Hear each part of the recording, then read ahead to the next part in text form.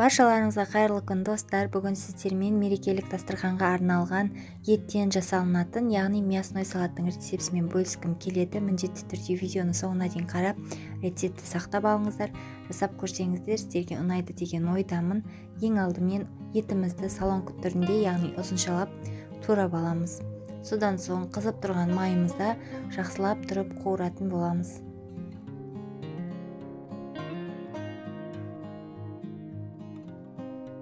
Келесі кезекте осы қуырылып жатырған етіміздің үстіне туралған пиязымызды және де салон түрінде туралған сәбізімізді салып, жақсылап тұрып араластырамыз.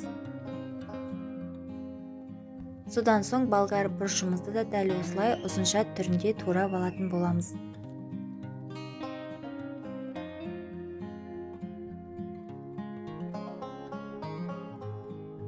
Сарымсағымызды да жақсылап майдалап тураймыз, яғни чесногымызды жақсылап майдалап турап аламыз.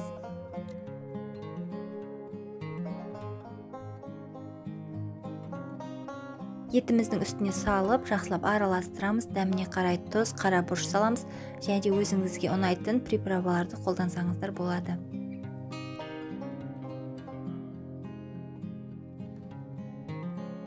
Осы ұзыншалап туралған помидорымыз бен қиярымызды етіміз пісуге 5 минут қалғанда ғана салатын боламыз.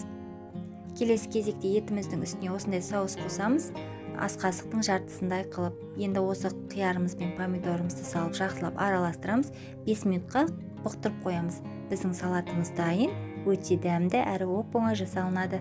Міндетті түрде жасап көруге кеңес беремін. Сіздерге ұнайды деген ойдамын. Видеоны соңына дейін қараған болсаңыздар, лайк басып, каналыма тіркелуді ұмытпаңыздар достар.